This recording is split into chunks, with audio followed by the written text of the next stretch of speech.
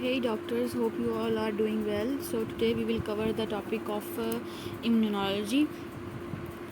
You should know the most important things I am covering in this topic, and it is very confusing for so many students, including me. It was also very difficult, so I made the notes to clarify it for you. What is the primary organ for the production of immunity? ठीक है. First you should know what is immunology like the study of immunity. So we are dealing with immunity here. Primary organ for the production of immune system has three cells: B cells, T cells, NK cells, and the primary organ is bone marrow. In bone marrow, the B cells are formed and they get matured. In bone marrow, T cells are formed, but they are matured in thymus. Okay, and the NK cell, they are formed in the bone marrow, and they are matured in many different lymphoid tissues. I will tell you later. Okay, there are some important thing I will tell you, that the percentage is very important. 15% are B cells, NK cells are also 15%, but the T cells are in majority and they are 70%. Okay, the NK cell is also responsible for the activation of complement system and for the activation of innate immunity. What is innate immunity? The immunity that is inborn in us, not made by any antigen or any bacteria. It is already in our body. Whatever the bacteria, whatever the thing comes, it will be activated. And there is also a humoral antibody which is formed by the B cell and T cells. I will tell you later about the immunities. First we will know about their production.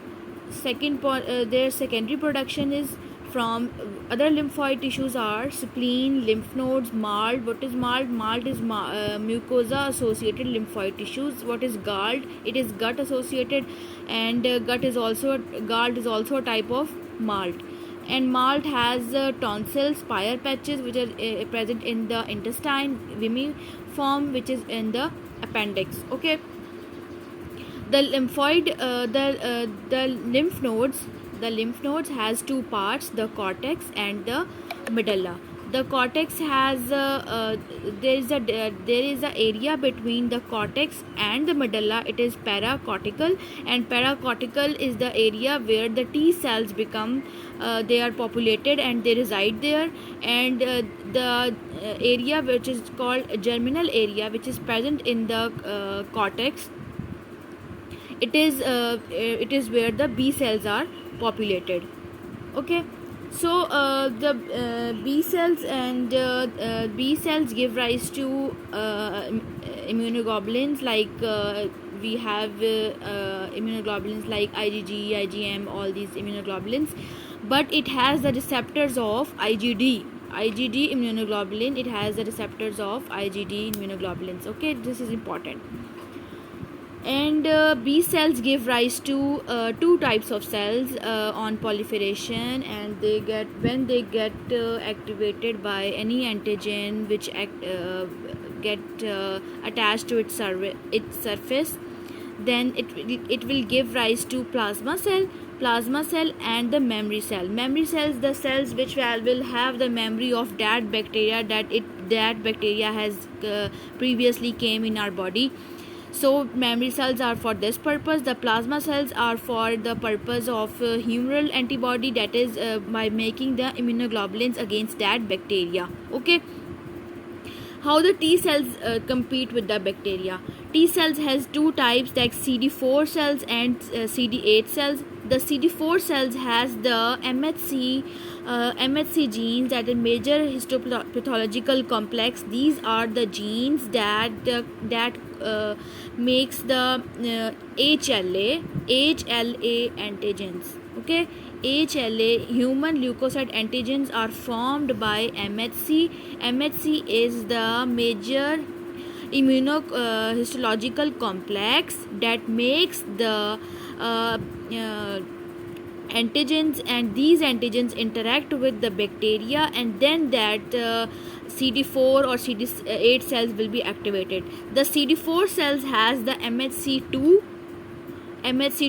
complex, and CD8 has the MHC1 complex. And how to remember that is, you can remember it by the rule of 8, that 4 into 2s are 8 and 8 into 1s are 8, right? So CD8 has 1 and CD4 has 2, MHC2.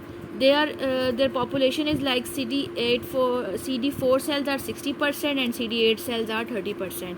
And CD4 cells are present in macrophagy, dendritic cell, Langerhans cells. These are the Langerhans cells are the cells that are present in the skin for the any bacteria to compete with any bacteria or any foreign body. And other cells are cytogen. They also secrete the cytokines. Okay, and the CD8 cells, which are 30%, it is present in all cells, and also microglial cells, right? What is complement system? I find this topic very difficult, so I hope that I should make it easy for you, so you can understand it, and it will be very easy to be retained in your brain. Okay, though, so the complement system is actually the protein and the enzyme which get activated by the innate cells. What are the innate immunity? Innate immunity are the provided by the NK cells, and humoral is the immunoglobulins formed by the B cells. Okay, so there are three systems or three pathways of the complement system, how they get activated. If they get activated by the innate or humoral like NK cells or B cells, then it will follow the classic pathway. Okay, and if it will get activated by directly by the antigen or the bacteria, then it will follow the alternative pathway. And if it will be activated by the polysaccharide or the saccharide of the carbohydrate of the bacteria, then it will follow the lectin pathway. Okay, so here is the pathways.